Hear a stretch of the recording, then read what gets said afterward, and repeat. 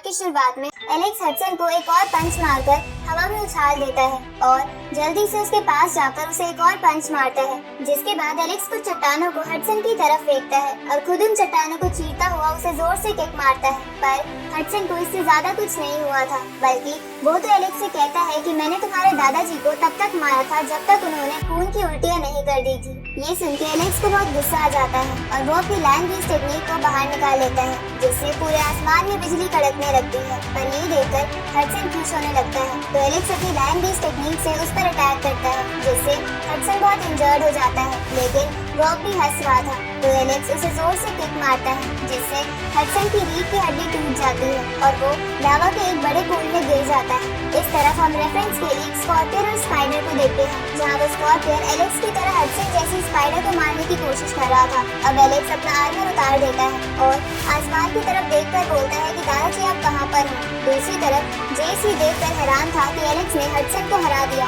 पर उस मास्टर को अभी भी इस बात पर विश्वास नहीं हो रहा था और उसे लग रहा था कि कुछ न कुछ ऐसा है जो वो नहीं समझ पा रहे हैं, क्योंकि जब एलेक्स हडसन को पीट रहा था तो हडसन बस हंस रहा था। इधर हम हडसन को देखते हैं जो अभी भी जिंदा था और पहले से भी और ज्यादा ताकतवर हो गया था।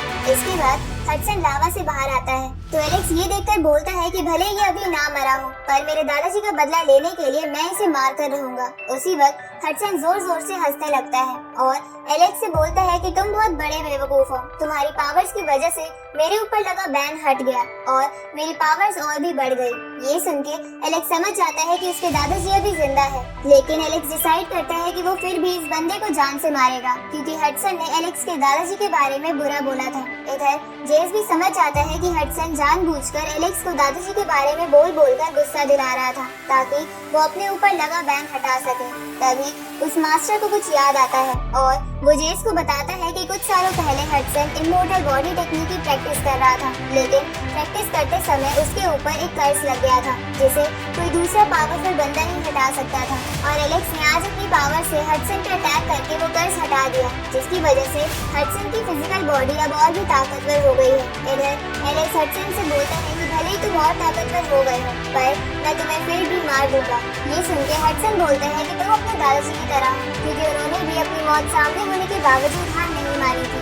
ये सुन के एलेक्स गुस्से में हडसन पर अटैक करता है, लेकिन अब वो हडसन के मुकाबले और भी कमजोर हो गया था, इसलिए हडसन उसे नीचे गिरा देता है और उसके चारों ओर होली लिक्विड ले आता है, जिससे एलेक्स को निकलने में मुश्किल हो रही थी। ये देखकर हडसन एलेक्स से बोलता है कि तुम इससे बाहर नहीं आ सकते, क्योंकि ये होली लिक्विड का पूल है जो तुम्हें मारकर तुम्हारे अंदर की सारी एनर्जी निकाल लेगा और फिर मैं उस एनर्जी को एब्जॉर्ब कर लूंगा। इस तरफ हम रेफरेंस के लिए फिर से उस स्पाइडर और स्कॉर्पियन को देखते हैं, जहाँ स्पाइडर ने स्कॉर्पियन को अपने वेब में कैद कर लिया था। दूसरी तरफ एलेक्स समझ जाता है कि हडसन का प्लान शुरू से ही उसकी पावर हासिल करने का था। तभी हडसन बोलता है कि तुम्हारी पावर्स के बाद मैं और भी ताकतवर हो जाऊंगा, जिसके बाद मुझे कोई भी ललकारने की हिम्मत नहीं कर पाएगा। अब एलेक्स धीरे धीरे उस होली लिक्विड पूल में डूबने लगता है, जिसे देखकर जेस एलेक्स को बचाने के लिए जाने लगता है, पर वो मास्टर उसे ये कहकर रोक देता है कि अब एलेक्स को कोई नहीं बचा सकता, क्योंकि ये पावर्स निकालने की सुप्रीम लॉ टेक्निक है और अगर जेस वहाँ गया तो वो भी पूल में फंस जाएगा। ये सुन के जेस एलेक्स से बोलता है कि क्या तुम कुछ नहीं करोगे और ऐसे ही पूल में डूबकर मर जाओगे, जिस पर एलेक्स मुस्कुराते हुए बोलता है कि ना ही मैं मरूंगा और ना ही इस हडसन को मेरी पावर्स मिलेगी। ये सुन के हडसन एलेक्स से कहता है कि क्या तुम्हें अभी भी लगता है कि तुम्हारा जिंदा बचना पॉसिबल है। ये सुन के एलेक्स मुस्कुराने लगता है और पूल में पूरी तरह डूब जाता है। इसके बाद एलेक्स की पावर्स हडसन के अंदर आने लगती है, जिसकी वजह से हडसन जोर जोर से हंसने लगता है, क्योंकि वो खुद को पहले से ताकतवर महसूस कर रहा था। अब हडसन जेस और उस मास्टर के पास आकर बोलता है कि बहुत जल्द मैं पूरे डोमेन का रूलर बन जाऊंगा। ये सुनकर वो मास्टर और जेस हैरान हो जाते हैं। उसी वक्त हम फिर से स्कॉर्पियन और स्पाइडर को देखते हैं, जहाँ स्पाइडर ने स्कॉर्पियन को अपने वेब में कैद तो कर लिया था, पर वो स्पाइडर स्कॉर्पियन की ब्रेन वेपन यानी उसके जहरीले डंक को अपने वेब से मारना भूल गया था। और इसी रेफरेंस के साथ हमारा ये पार्ट यहीं खत्म होता है।